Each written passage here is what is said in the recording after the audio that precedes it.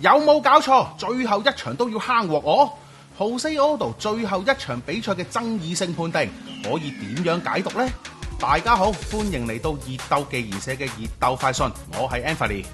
喺 UFC 315當中，Jose Aldo 對戰 Aiemann Zahabi，賽事出現咗個幾令人意外嘅判定比分，三位裁判一致以比分29-28判定主場出擊嘅 Zahabi 勝出。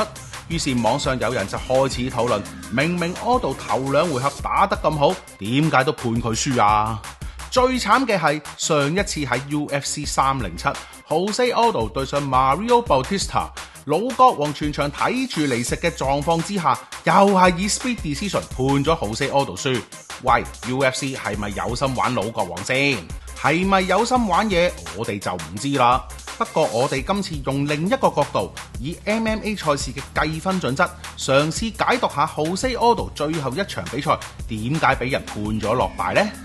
同拳擊一樣 ，MMA 嘅比賽入邊係行一個叫做 10-point must system 嘅比分制度嘅，每一回合獨立計算，三位擂台外嘅裁判必須判該回合嘅優勝方獲得10分，失利方咧就判9分或者以下嘅。不過大部分時間失利方都係會獲判9分嘅。如果全場賽事冇出現過 KO 啊、TKO 啊、submission 啊呢啲終止賽事嘅情況，打完所有回合之後，賽會就會將每一位裁判每個回合嘅比分各自加埋，得出最後比分嚟到判定邊個勝出嘅。問題嚟啦，點樣先為之優勝方呢？根據2019年 Unified Rules of Mixed Martial Arts 修例之後，比分準則就係咁嘅。第一考慮條件係有效嘅打擊同埋擒抱 （Effective Striking and Grappling）。第二考慮條件係有效進取性 （Effective Aggressiveness）。第三考慮條件係擂台嘅控制 （Cage or Ring Control）。簡單啲講，成功轟多幾拳或者摔多幾下落地下，又做多幾個 submission attempt， 好過你打得進取啲，但係冇拳中喎，更加好過你成日推對手埋籠邊 hold 住對手，但又做唔到嘢。另一樣嘢要講嘅就係犯規啦。雖然 MMA 講求 as real as it can， 但作為運動比賽都唔係話乜都俾你做㗎。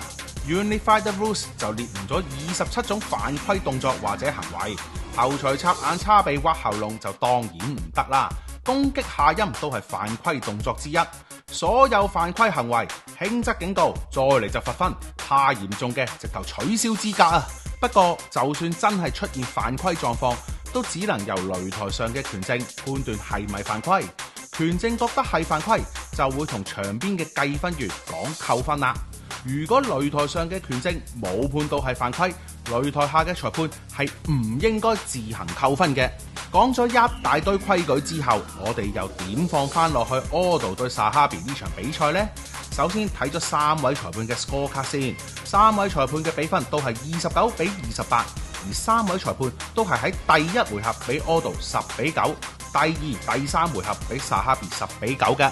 有睇過當晚賽事或者我哋 offline 簡報嘅觀眾，相信都同意第一回合判俾 Aldo 好合理啊！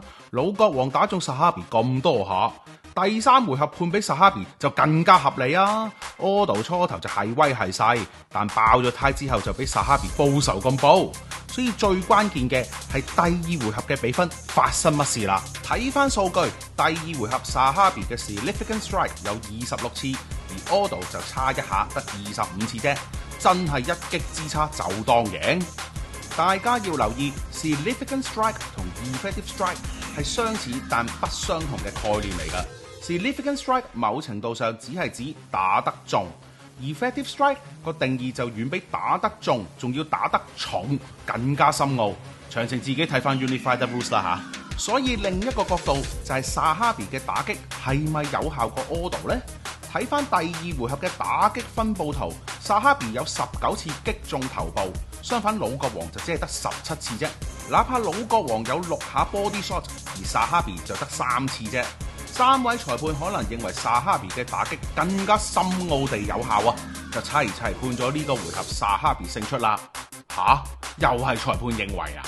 嗱，咁 Zahabi 兩度踢中 Aldo 下陰又點計數先？冇錯，Zahabi 的確兩度打中 Aldo 嘅下陰，但擂台上嘅拳證當刻判斷薩哈比係無心之失，冇構成到犯規，亦都冇示意計分員要記錄在案扣分。結果呢個回合3位裁判就繼續判咗薩哈比10-9勝出啦。其實同樣嘅比分概念都可以放喺 Co-Main Event 子彈姐對野獸姐嗰場賽事㗎。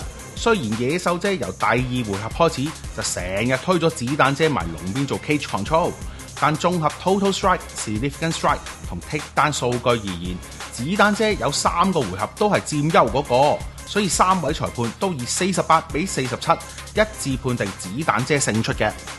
用上呢一個角度嚟到分析老國王嘅最後一戰結果，唔知大家又有乜嘢睇法呢？歡迎大家喺留言區度討論下。當然中意呢條片記得幫我哋 like、comment、share， 仲有 subscribe 我哋熱鬥技研社嘅 YouTube channel，click 埋隔離個鐘仔，咁我哋有新片就可以立即通知到你啦。有你哋嘅支持，我哋先有動力繼續做落去。密切留意熱鬥技研社，我哋下次見。